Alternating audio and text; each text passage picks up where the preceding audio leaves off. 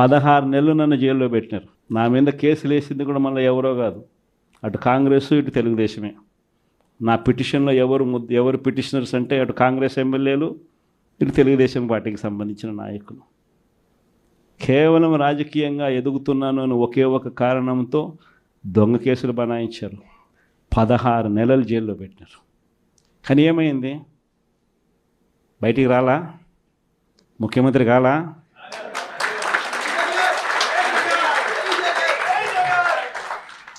YSR Congress party బ్రతుకుతుంది. YSR Congress party ఈ రాష్ట్రాన్ని ఏలుతుంది అని కూడా ఈ సందర్భంగా చెప్తాను. మరో 30 సంవత్సరాలు ఏళ్తామని కూడా ఈ సందర్భంగా కూడా మరి గట్టిగా కూడా చెప్తాను. కాబట్టి ఎవ్వరూ కూడా వైఎస్ఆర్ కాంగ్రెస్ పార్టీకి సంబంధించిన ఏ కార్యకర్త వెంటికి కూడా పీకలేడు అని చెప్పి కూడా ఈ సందర్భంగా చెప్తాను. ఇది ప్రతి ఒక్కరూ గుర్తుపెట్టుకోండి, ఒక్కటే గుర్తుపెట్టుకోండి. ఈసారి జగనన్న 2.0 కొంచెం వేరుగా కూడా ఉంటుంది. ఈసారి జగనన్న 2.0 కార్యకర్త కోసం ఎలా పనిచేస్తుందో కూడా చూపిస్తుంది. ప్రజలు ఇంకా 1.0 నుంచి కోలుకోలేకపోతున్నారు స్వామి. ఎంతమంది దళితులు చంపారండి, ఎంతమంది బడుగు బలహీన వర్గాలు చంపారు, ఎంతమంది మైనారిటీ సోదరులు చంపారు గత ప్రభుత్వంలో. ఇక్కడున్న నాయకులందరిపైన కేసులు పెట్టారు. ప్రజలకి స్వేచ్ఛ ఎక్కడుండేది గత ప్రభుత్వంలో?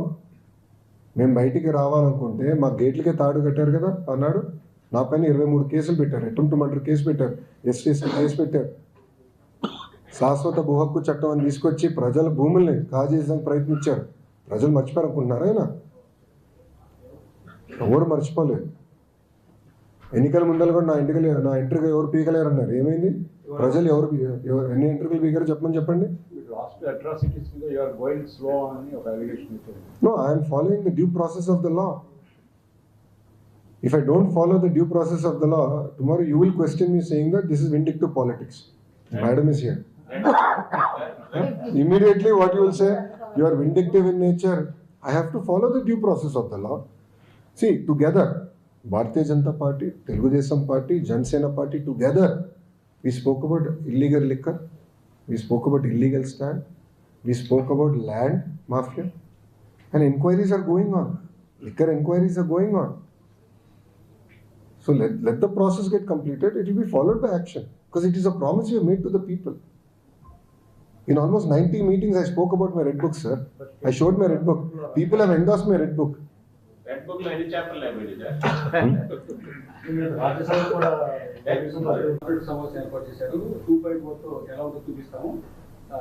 త్వరలో 30 సంవత్సరాల పాటు మాన్య అధికారం ఉంటుంది. పార్టీ బయటతుంది ఏపీలో. ప్రజలు ఇంకా 1.0 నుంచి కోలుకోలేకపోతున్నారు స్వామి. ఎంతమంది దళితులు చంపారండి, ఎంతమంది బడుగు బలహీన వర్గాలు చంపారు, ఎంతమంది మైనారిటీ సోదరులు చంపారు గత ప్రభుత్వంలో. ఇక్కడున్న నాయకులందరిపైన కేసులు పెట్టారు. ప్రజలకి స్వేచ్ఛ ఎక్కడుండేది గత ప్రభుత్వంలో? మేము బయటికి రావాలనుకుంటే మా గేట్లకే తాడు కట్టారు కదా అన్నాడు.